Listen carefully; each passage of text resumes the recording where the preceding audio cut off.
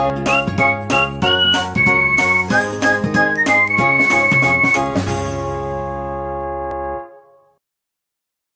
guys. So we have a lecture number fourth, and today we will start covalent bond. So in today's lecture we will discuss the covalent bond and their basic terms, and also we will discuss Lewis theory. So we have a four theories in covalent bond. First is Lewis theory, second is BVT, and third is VSEPRT, and fourth is MOT. Her theory एकदम crystal clear होने वाला है इस lecture में, मतलब इस lecture में नहीं, आने वाले लेक्चर में सारा थ्योरी क्रिस्टल क्लियर होने वाला है। ठीक है, तो don't forget to subscribe this channel and like the video. Okay, चलते हैं हमारे आज के लेक्चर पे। कोवेलेंट बॉन्ड, कोवेलेंट बॉन्ड को पढ़ने के लिए सबसे पहले टर्म्स, फिर थ्योरी और सारा कोवेलेंट बॉन्ड खत्म। ठीक है, तो थ्योरी बहुत इंपॉर्टेंट है, क्वेश्चंस वहां से आते हैं। ठीक है, जहां जहां से क्वेश्चंस आता है मैं वही मार्क करता हूँ और वही चीज ज्यादा फोकस करना, एक्सेप्शंस पे फोकस करना। ठीक है, सब बढ़िया रहेगा। ठीक है, चलो तो स्टार्ट करते हैं। कोवेलेंट बॉन्ड, देखो कोवेलेंट बॉन्ड कब बनता है, मैंने फजान रूल में बताया था कि फजान रूल में क्या हुआ था, एक पॉजिटिव था एक नेगेटिव था। ये इसका इलेक्ट्रॉन क्लाउड को, इसके नेगेटिव के इलेक्ट्रॉन क्लाउड को अपनी तरफ खींच रहा था, जिससे कारण आयोनिक कंपाउंड में कोवेलेंट कैरेक्टर जनरेट हो रहा था, और उस कोवेलेंट कैरेक्टर को हम लोग मेजर कर रहे थे फजान रूल से।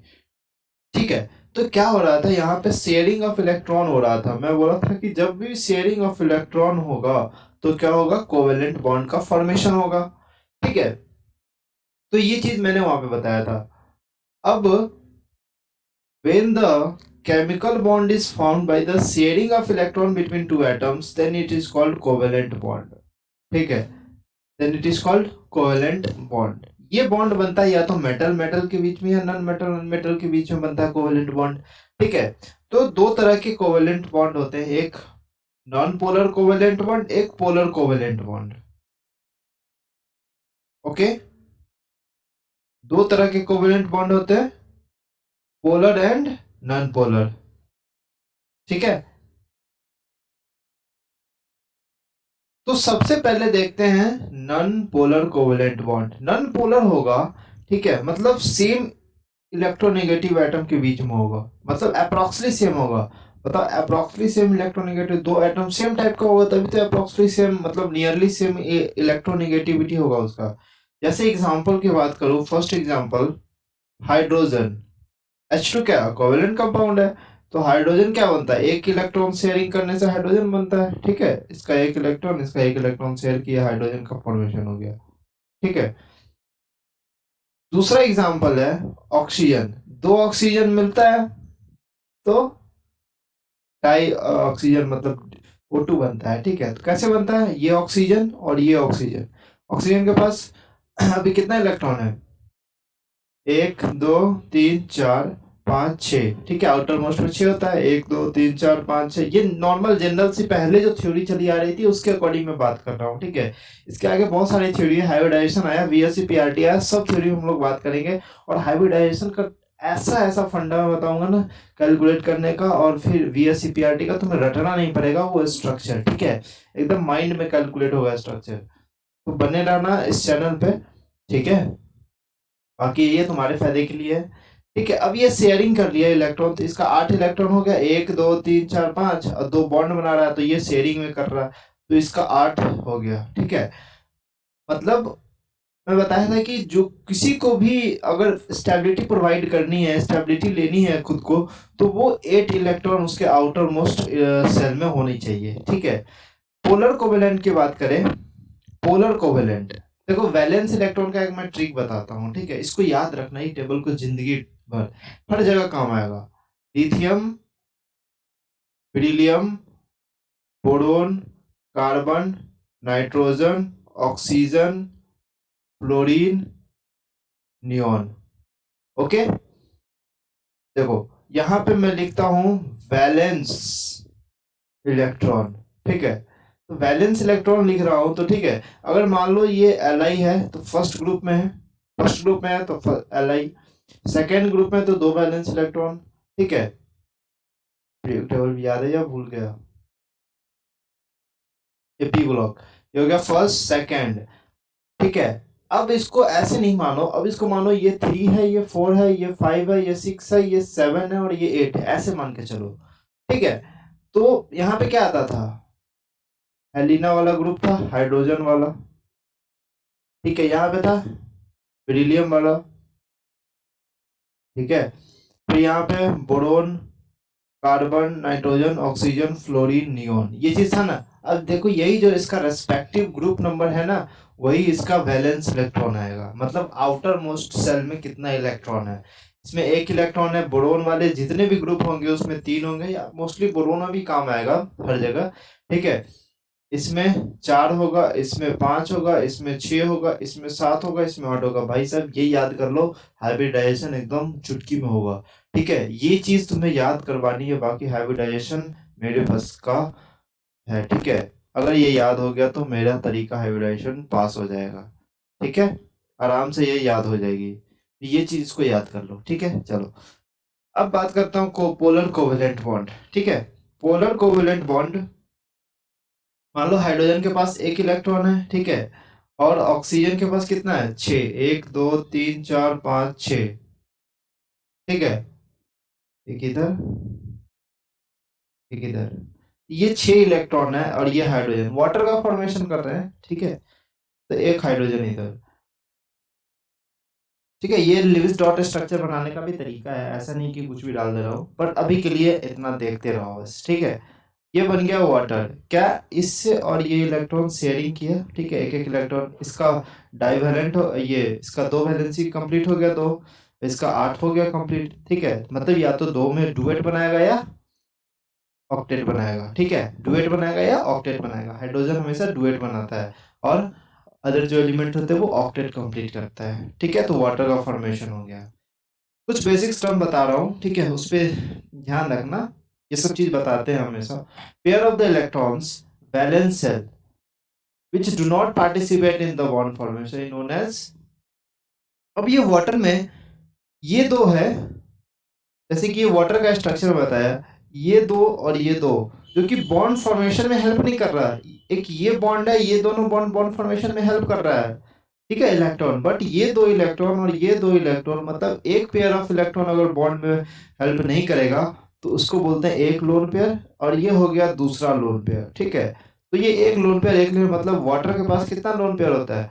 2 लोन पेयर। ये चीज VSEPRT जब का जो डायग्राम बनाएंगे उसमें भी क्लियर होगा, और इसमें भी हो रहा है, बट कुछ चीज नहीं होता है VSEPRT में। अभी VSEPRT का ये सब शुरुआत है, ठीक है, तो देखते रहना, सबको सब समझ में आएगा। हाइपोवैलेंट कंपाउंड, ऐसा कंपाउंड जिसके पास सेंट्रल एटम के पास 8 से कम इलेक्ट्रॉन हो, सेंट्रल एटम के पास 8 से कम इलेक्ट्रॉन हो, जैसे कि BCl2, ठीक है। BCl2 के पास 8 से कम इलेक्ट्रॉन होता है, ठीक है। और ये चीज याद रखना, BCl2 इज हाइपोवैलेंट कंपाउंड, और ये फॉर्मेशन करता है जैसे कि बनाना बॉन्ड टाइप का जो फॉर्मेशन हम लोग पढ़ेंगे, उस टाइप का फॉर्मेशन ये करेगा, ठीक है, बॉन्ड। तो बताओ बेरिलियम में आउटर मोस्ट कितना है? 2, और ये 2, तो इससे कर लेगा, ठीक है। इसके पास 7 होता है, ठीक है, इसके पास 7 होता है, तो ये 8 हो गया, इसका भी 8 हो गया, पूरा हो गया, ठीक है। तो ये चीज है। सेम में BCl3, BCl3 के लिए हाइपोवैलेंट है, क्यों? क्योंकि सेंट्रल मेटल क्या है यहाँ पे? बेरिलियम। सेंट्रल मेटल कैसे फाइंड करते हैं? जो कि कम नंबर में हो मोस्टली, ठीक है, क्या? जो कि सबसे कम नंबर में हो। देखो यहाँ पे बोरोन कम नंबर में है और बेरिलियम एक ही है, लेकिन क्लोरीन दो है, तो beryllium is a central metal atom, यहाँ boron is a central metal atom, तो सेंट्रल मेटल को सेंटर में रखो, ठीक है। यहाँ क्लोरीन, सबको सिमेट्रिकली अरेंज करते जाओ। बोरोन के पास आउटर मोस्ट में कितना होता है? 3 बताया था, तो ये 3 है, इससे ये शेयर करेगा, इससे ये शेयर करेगा, इससे ये शेयर करेगा, तो ये बॉन्ड बन जाएगा बोरोन का, ठीक है। Have you understood? ओके, तो ये हाइपोवैलेंट है, ठीक है। इसके पास एक वैकेंसी होता है, इसके पास 2 वैकेंट होता है, ठीक है, वैकेंट ऑर्बिटल्स होते हैं, तो इसको बोलते हैं हाइपोवैलेंट कंपाउंड। हाइपरवैलेंट इसके same opposite more than 8 electron, जैसे कि Xzf2 बनाते हैं, Xzf2 जो बनता है तो Xz और F फ्लोरीन के पास कितना होता है 7, 1 2 3 4 5 6 7, 1 2 3 4 5 6 7, जेनॉन के पास 8 होते हैं, ठीक है, तो एक इलेक्ट्रॉन, अगर एक इलेक्ट्रॉन इससे ले लिया तो कितना आ जाएगा टोटल 10, मतलब ये 8 से ज्यादा इलेक्ट्रॉन इसके पास आ रहा है, तो क्या बोलेंगे इसको हाइपर वैलेंट, ठीक है। सेंट्रल एटम किसको बोलते हैं, जिसका En लेस हो, ठीक है, En लेस हो और कैन फॉर्म मल्टीपल बॉन्ड, अलग अलग मल्टीपल बॉन्ड बना सकता है। ये देखो, ये जेनॉन है, ये बहुत सारा बॉन्ड बना रहा है, डबल बॉन्ड बना रहा है, दो दो बॉन्ड बना रहा है, ये तीन तीन बॉन्ड बना रहा है, कैन फॉर्म मल्टीपल बॉन्ड, ठीक है, बेसिक सा चल रहा है, ठीक है, can have higher atomic number या साइज, एटॉमिक नंबर या साइज ज्यादा होना चाहिए, लेकिन एक चीज याद रखना, hydrogen and fluorine can not be act as central atom,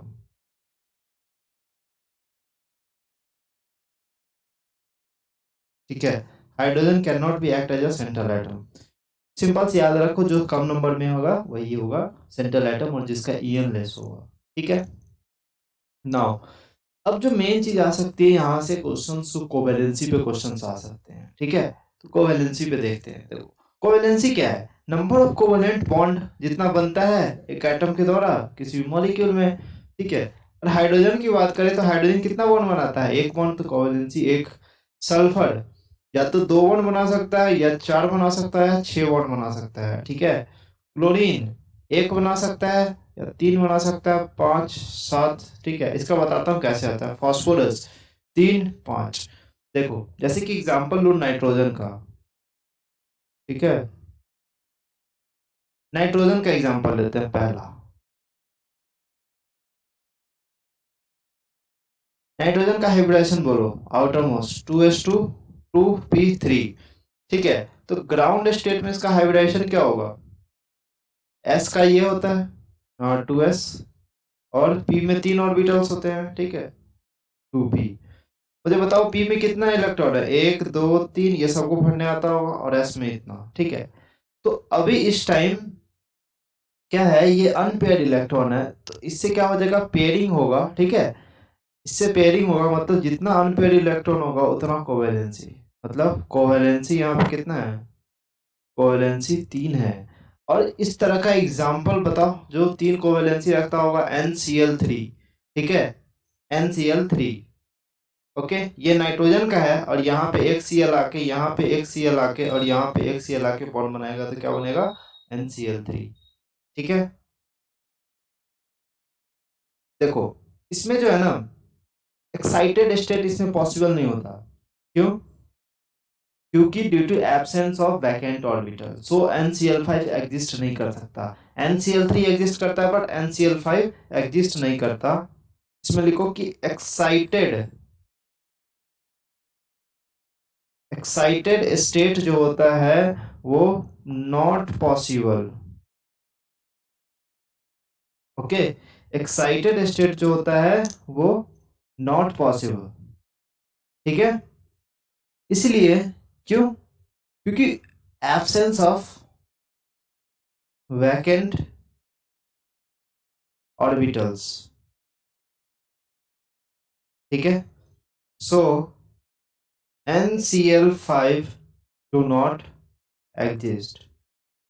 question आएगा कि why NCl5 does not exist, क्या बोलोगे, नाइट्रोजन का एक्साइटेशन, इलेक्ट्रॉन का एक्साइटेशन पॉसिबल नहीं है, ठीक है, तो इसीलिए इसका कोवैलेंसी 3 ही रहता है बस नाइट्रोजन का, ठीक है।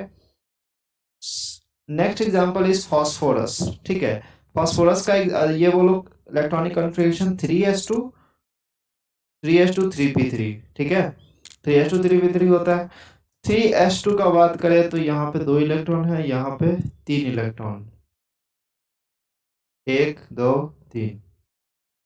ठीक है, देखो नाइट्रोजन जो था वो सेकेंड पीरियड का था, ठीक है, और फास्फोरस जो है वो थर्ड पीरियड है। और तुम्हें पता है कि पीरियोडिक टेबल के अकॉर्डिंग, ठीक है, थर्ड पीरियड डी ब्लॉक में आता है, थर्ड पीरियड डी ब्लॉक में आता है 4d सीरीज, ठीक है, 3d सीरीज। तो थर्ड पीरियड जो आता है ना डी ब्लॉक में, तो क्या बोलते हैं, थर्ड पीरियड डी ब्लॉक में आ रहा है तो थर्ड पीरियड डी तो यहाँ भी ऑर्बिटल भरेगा ना, क्योंकि डी फुलफिल होगा तभी तो पी में जाएगा। आई बात समझ में? तो डी ऑर्बिटल सेकेंड पीरियड के लिए डी ऑर्बिटल नहीं होता, third period D orbitals start होते हैं, ठीक है, थर्ड पीरियड से डी ऑर्बिटल स्टार्ट होता है। आई बात समझ में? तो जो ये जो डी ऑर्बिटल का जो कॉन्सेप्ट कभी भी लगाना ना, तो देख लेना कि वो चीज थर्ड पीरियड में आ रहा है नहीं आ रहा है, या थर्ड पीरियड के आगे, ठीक है, तो भी तभी इसका एक्साइटेशन पॉसिबल है।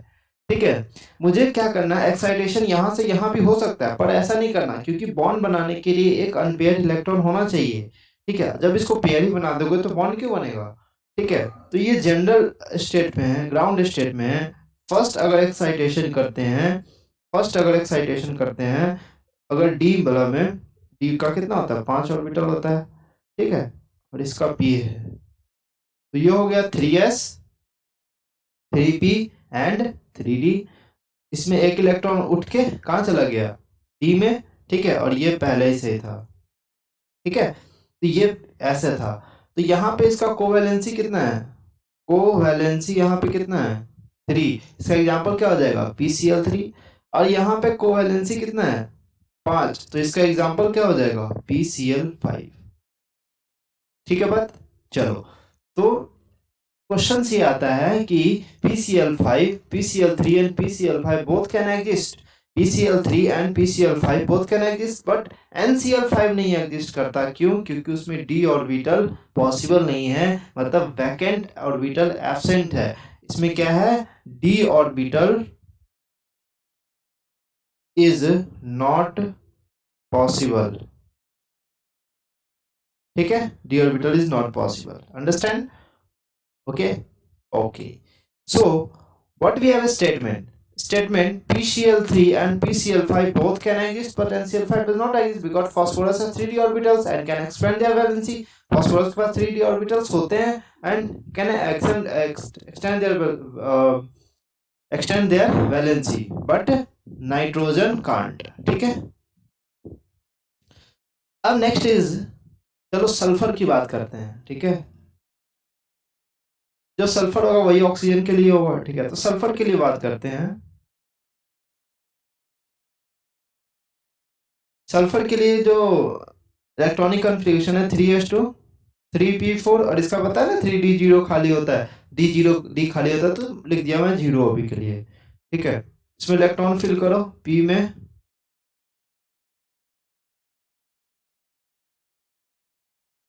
d खाली है। ठीक है, नाउ ये तो ग्राउंड स्टेट है। फर्स्ट एक्साइटेशन स्टेट में एक इलेक्ट्रॉन उड़ाओ, ठीक है, इसका 3 एक्साइटेड स्टेट बनेगा। ठीक है, एक है, एक इलेक्ट्रॉन इससे उड़ाए p में से, तो क्या हो गया, d में। ठीक है, ये डी में आ गया। सबको अनपेयर बनाना है। ठीक है, जब तक अनपेयर नहीं बने तब तक एक्साइटेड स्टेट चलता रहेगा और कंपाउंड का फॉर्मेशन होता रहेगा। ठीक है बात?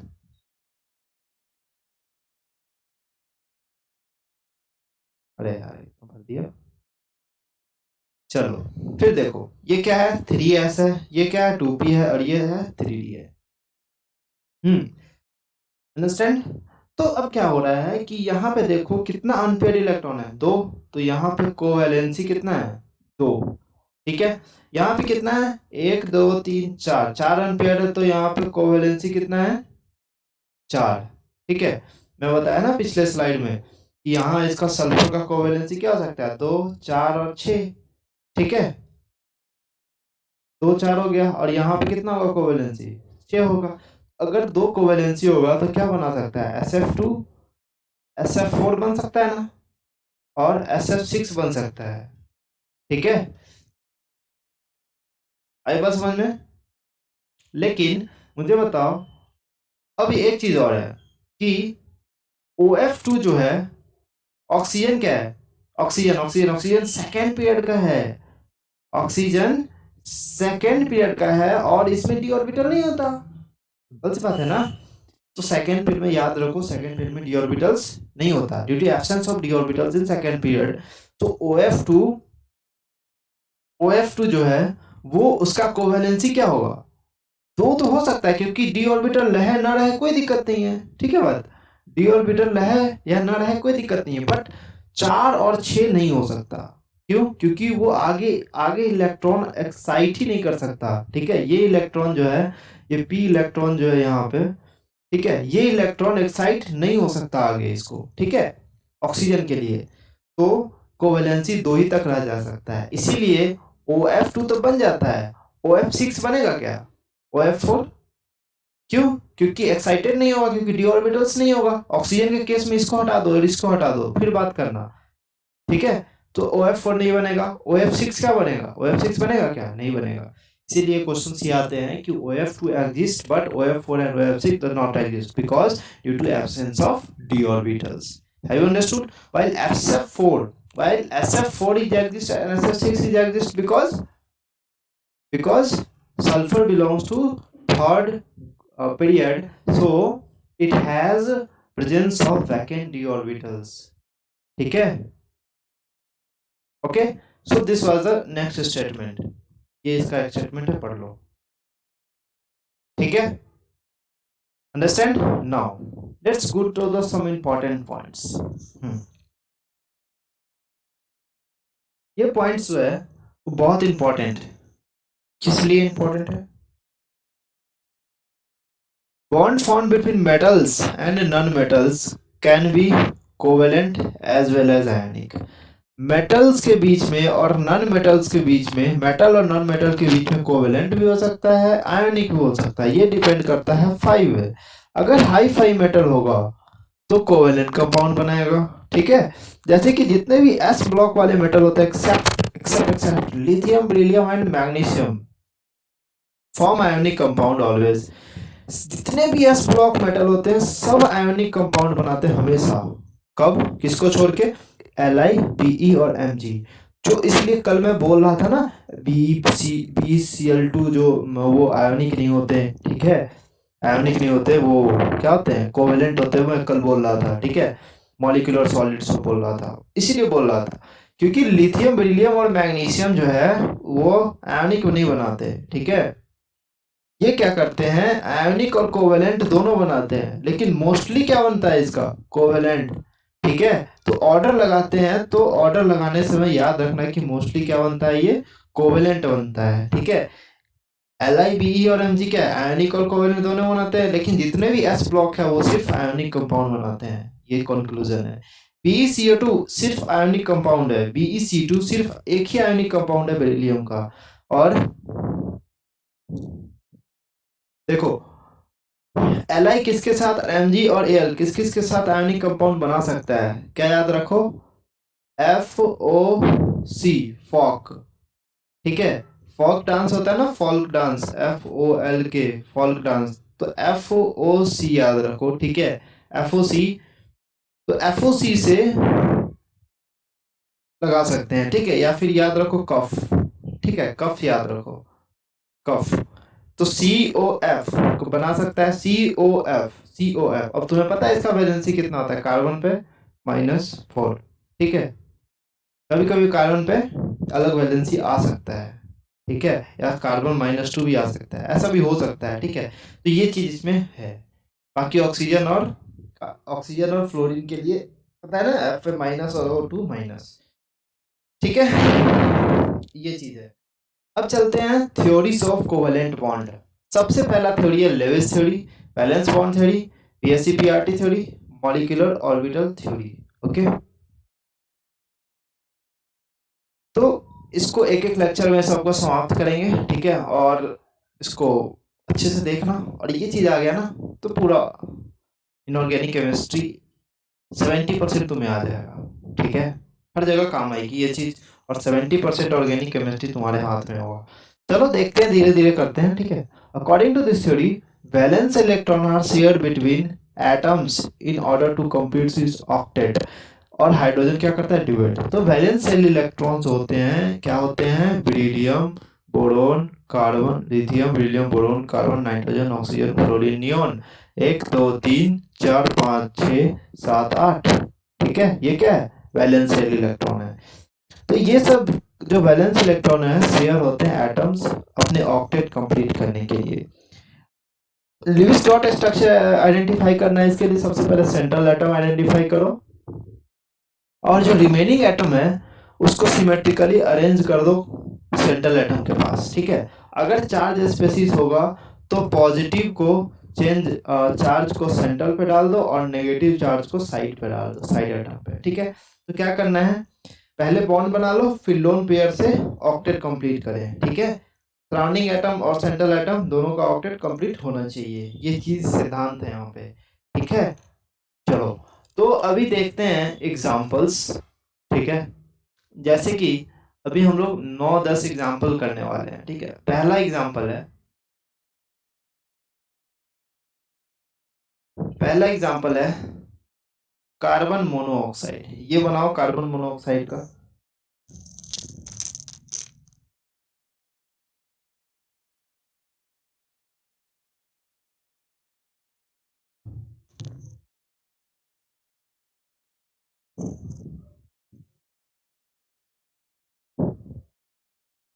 Carbon monoxide, carbon monoxide. तो इसके लिए क्या बोलो कि सेंट्रल एटम, सेंट्रल एटम क्या होगा, कार्बन। अबे जो लेस एन होगा वही तो सेंट्रल मेटल हो एटम होगा। ठीक है, तो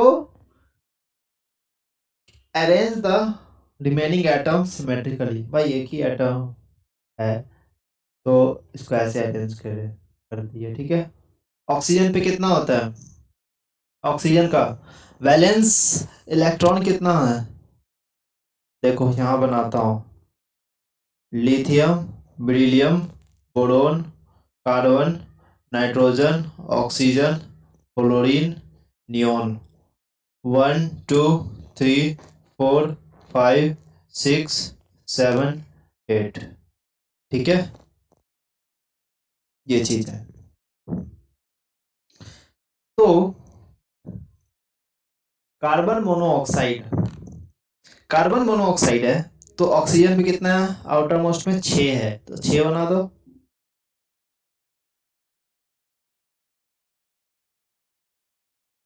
ये 5 है, एक 6 है। ठीक है, कार्बन पे 1 2 3 4 5। ठीक है, कार्बन पे 4 होगा ना भाई।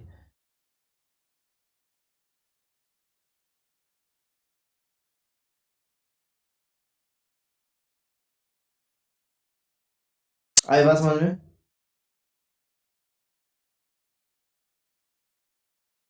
ये कार्बन, कार्बन के पास 4 है। ठीक है, और दो दो इलेक्ट्रॉन इससे शेयर होगा। ठीक है, second example is that NH3। बताओ, नाइट्रोजन है, यहाँ पे हाइड्रोजन डाल दो। ठीक है, हाइड्रोजन सिमेट्रिकली अरेंज कर दो। ठीक है, और बॉन्ड तो बना ही देना है और सबका हाइड्रो वो कंप्लीट कर दो ऑक्टेट। इसका ऑक्टेट हो गया कंप्लीट। ठीक है, 2 इलेक्ट्रॉन हो गया पहले, इसका ऑक्टेट कंप्लीट करने के लिए ये हो गया। अब ये चीज जो है ये हो गया, क्या हो गया, लोन पेयर। तो इसमें कितना लोन पेयर होता है, एक। ठीक है, थर्ड एग्जांपल क्या है, OF2। Third example is OF2, oxygen, fluorine और फ्लोरीन। जो सेंट्रल मेटल एटम होता है उसको पहले रख दो, फिर फ्लोरीन और फिर फ्लोरीन रख दो। जो रिमेनिंग एटम है उसको सिमेट्रिकली अरेंज कर दो, बॉन्ड बना दो। ठीक है, अब क्या करो, ऑक्सीजन के पास कितना होता है, 6। 1 2 3 4 5 एंड 6। ठीक है, फ्लोरीन के पास कितना होता है, 7। 1 2 3 4 5 6 एंड 7। ठीक है, 1 2 3 4 5 6 एंड 7। तो ये बॉन्ड बन गया इसके बीच में और सबका ऑक्टेट भी क्या हो रहा है, कंप्लीट हो रहा है। ठीक है, इसका ऑक्टेट कंप्लीट हो गया, इसका ऑक्टेट कंप्लीट हो गया और ऑक्सीजन का भी ऑक्टेट कंप्लीट हो गया। ठीक है, थर्ड एग्जांपल, PCl5, देखो ये चीज बेस्ट एग्जांपल है समझाने के लिए। फॉस्फोरस क्या करना है, इसको सिमेट्रिकली अरेंज कर देना है, ठीक है। देखो सिमेट्रिकली अरेंज करो, एक क्लोरीन यहाँ, एक क्लोरीन यहाँ, एक क्लोरीन यहाँ, एक क्लोरीन यहाँ, ठीक है।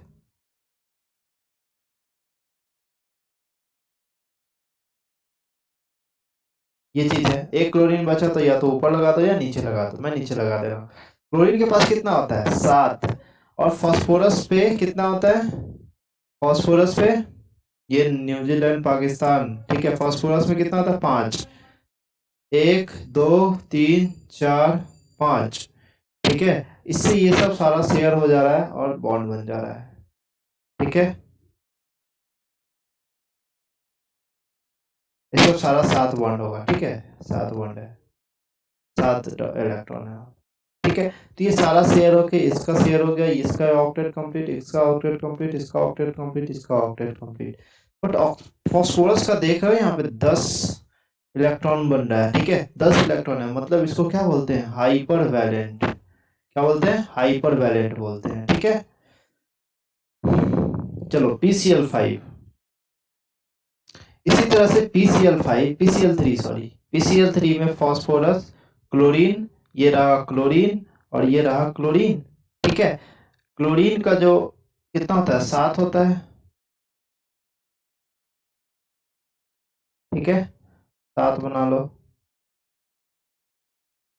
फास्फोरस में देखो, ये फास्फोरस है ना, इसका, हाँ, और इसमें क्या होगा, और जो इसको बोलेंगे हाइपोवैलेंट, क्यों, क्योंकि फास्फोरस का देखो 1 2 3 4 5 6, 8 से कम है ना, तो इसको बोलेंगे हाइपोवैलेंट, ठीक है। 8 से कम इलेक्ट्रॉन है सेंट्रल मेटल के पास। आई बात समझ में। तो ये सारा एग्जांपल है, ठीक है। जैसे IF5 की बात करें कि आयोडीन को सबसे अंदर, ठीक है, central metal, fluorine, fluorine, fluorine, fluorine, okay. And ये फ्लोरीन 5 हो गया, ठीक है। आयोडीन के पास कितना होता है, फ्लोरीन के पास तो 7 होगा, ठीक है।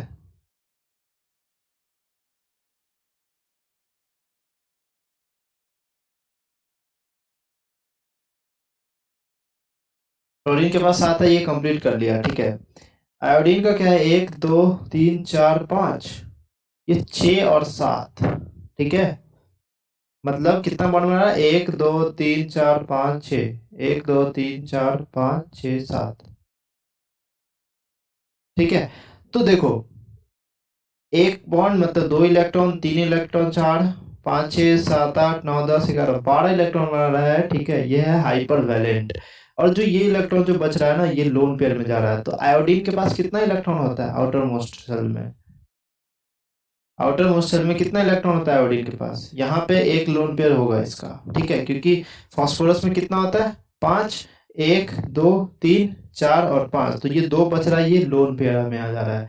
इस तरह से आयोडीन में फ्लोरीन का ही ग्रुप है ना नीचे आयोडीन में ऐसे, तो आयोडीन में कितना होगा, 1 2 3 4, 1 2 3 4 5 6 और 7, 7 होगा तो 2 तो बच रहा है ना, ये क्या है, लोन पेयर है, ठीक है। मतलब एक लोन पेयर इससे आ रहा है। तो यार ऐसे ही बनाते हैं इसको, ठीक है। ये सब चीज ज्यादा इंपॉर्टेंट नहीं है, बट एक चीज थोड़ा रहती है, एनसीईआरटी में दिया हुआ है इसको बनाने का, इसलिए मैं बता दे रहा हूँ, ठीक है। चलो, एक चीज और है, फॉर्मल चार्ज कैलकुलेट करना। अब तुम्हें वैलेंस बॉन्ड में बता दिया हूँ, ठीक है, सॉरी, वैलेंस इलेक्ट्रॉन बता दिया हूँ, ठीक है। अब वो चीज आता है तो तुम्हें ये भी आ जाएगा, ठीक है। बॉन्ड और डॉट बनाने आया है, आ रहा है ना, बॉन्ड और डॉट बनाने। तो क्या करो तुम, फॉर्मल चार्ज का डेफिनेशन क्या है कि charge on an atom in Lewis dot structure. तो कुछ नहीं करना है, लॉविस लेविस डॉट स्ट्रक्चर बनाओ और फॉर्मल चार्ज का आंसर पाओ, ठीक है। चलो, तो फॉर्मल चार्ज का फॉर्मूला क्या हो सकता है कि वैलेंस इलेक्ट्रॉन, जो मैं बताया हूं, ठीक है, valence electron minus bond minus dots, जितना बॉन्ड है माइनस डॉट, जितना डॉट, मतलब डॉट बनाना तुम्हें कंपलसरी है। चलो ठीक है, डॉट बनाना कंपलसरी तुमको नहीं लगता है, तो valence electron minus lone pair का electron, not number of lone pair का electron minus half times of bond pair का इलेक्ट्रॉन्स। ठीक है, ये चीज याद कर सकते हो। ठीक है, जैसे कि पहला एग्जांपल बात करूं O3 का। ठीक है, जैसे कि छोड़ो, सबसे पहले CO2 का बात करो, सबसे टफ है ये। ठीक है, सबसे पहले तो ऑक्सीजन को डाल दो सबसे सिमेट्रिकली, ठीक है, और बॉन्ड बना दो जैसे बनता है। ठीक है, कार्बन के पास कितना है, 4, 1 2 3 4, ये सारा शेयर हो गया। तो कार्बन पे फॉर्मल चार्ज निकालने के लिए हम लोग क्या कर सकते हैं, कार्बन कार्बन का कितना होता है, 4 होता है वैलेंस इलेक्ट्रॉन। ठीक है, तो 4 हो गया, माइनस बॉन्ड कितना है, 1 2 3 4, तो 4 कर दो, माइनस डॉट कार्बन कितना है कार्बन पे, सब डॉट तो बॉन्ड बनने में चला जा रहा है ना, तो डॉट नहीं ना बच रहा है, तो 0। तो -4 क्या होगा, फॉर्मल चार्ज इस पे क्या आ रहा है, 0। तो charge on atom in a Lewis state, इस एटम पे कितना चार्ज है, 0 चार्ज है। ठीक है, आई बात समझ में, have you understood? Okay, okay.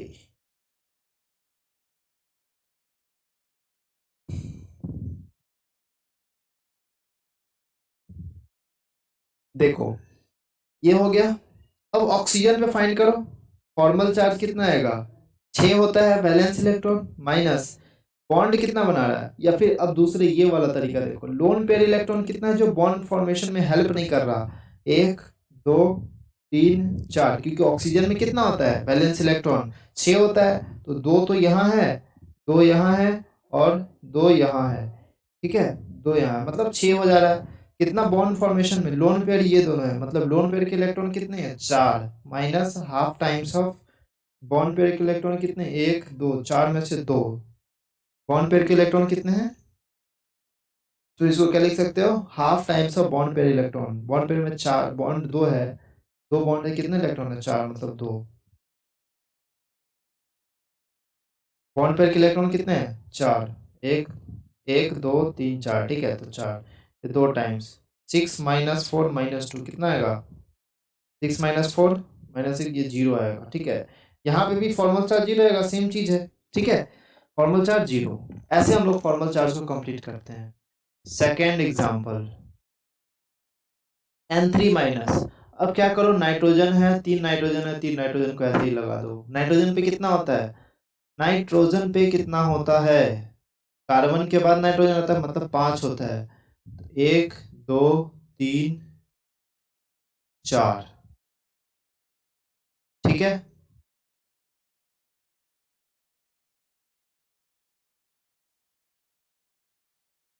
एक मिनट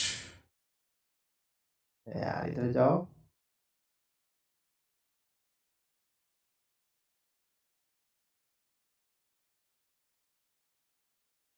तो नाइट्रोजन पे कितना होता है, 5। ठीक है,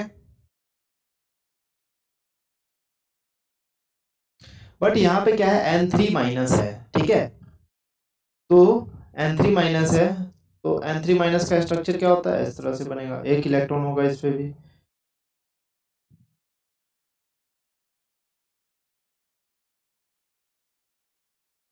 ठीक है, ये बन जाएगा ऐसे बॉन्ड। ठीक है, ये ऐसे बॉन्ड बनेगा। चलो बताओ, अब इस पे फॉर्मल चार्ज कितना होगा, फॉर्मल चार्ज नाइट्रोजन पे कितना आता है, इस पे वैलेंस सेल इलेक्ट्रॉन कितना आता है, 5, माइनस कितना बॉन्ड बना रहा है, 4, कितना डॉट है, 0, इज इक्वल टू +1। ठीक है, ये जो डॉट है ना, ये -1 है ना, इस पे N3 माइनस, मतलब सब पे माइनस चार्ज डिस्ट्रीब्यूटेड है। ठीक है, तो वो चीज है। ठीक है बात, अब बताओ यहाँ पे फॉर्मल चार्ज कितना होगा, 5 है, माइनस 2 बॉन्ड बना रहा है, माइनस कितना डॉट है, 4, 1 2 3 4। ठीक है, 4 डॉट है, तो कितना हो जाएगा ये, -1। ठीक है, ये चीज है फॉर्मल चार्ज कैलकुलेट करने का तरीका। ठीक है, अंडरस्टैंड? हम्म, तो ऐसे हम लोग कर सकते हैं फॉर्मल चार्ज कैलकुलेट, ठीक है। और अभी के लिए एक चीज़ और है, limitations of Lewis theory. It is not applicable to odd electron species like NO2 ClO, not applicable to hypovalent compound, not applicable in hypervalent compound. बता रहा था ना, उसमें एक्स्ट्रा इलेक्ट्रॉन आ रहे थे, इलेक्ट्रॉन कम आ रहे थे। लेविस थ्योरी के अकॉर्डिंग सब में 8 इलेक्ट्रॉन होना चाहिए। does not give any idea about molecular geometry, कोई ज्योमेट्री के बारे में नहीं बताया था शेप के बारे में, ठीक है। does not tells any bond length, bond order and bond energy, does not describe the bond length, bond energy, ये सब डिस्क्राइब होगा आफ्टर हाइब्रिडाइजेशन। ओके, तो I think you love this video and सभी कॉन्सेप्ट आपको समझ आए होंगे, ठीक है। तो अभी तो जस्ट स्टार्टिंग है, कोवेलेंट का थोड़ा सा इंट्रोडक्शन वाला चैप्टर लेक्चर था। आगे वाला जो चैप्टर आएगा, मतलब आगे वाला जो लेक्चर आएगा ना, उसमें देखना हर चीज का एक्सप्लेनेशन है, ठीक है। ये नहीं कि अब जो इसका एक्सप्लेनेशन जो मैं दिया हूँ, ये भी इसका एक कॉन्सेप्ट है, कुछ रट लेते हैं, ठीक है। अब इसका कॉन्सेप्ट एक ही कॉन्सेप्ट है कि सेकंड पीरियड डी ऑर्बिटल नहीं होता, after third period D orbital होता है, ठीक है। तो ये चीज याद रहेगा तो सब इस तरह का हर क्वेश्चन सॉल्व हो जाएगा। तो ये चीज पता होना चाहिए, ठीक है। चलो कोई बात नहीं, धीरे धीरे करके आगे बढ़ेंगे। तो अभी के लिए करते हैं इस वीडियो को समाप्त। तब तक के लिए पढ़ाई करते रहे। All the best, have a nice day, thank you very much.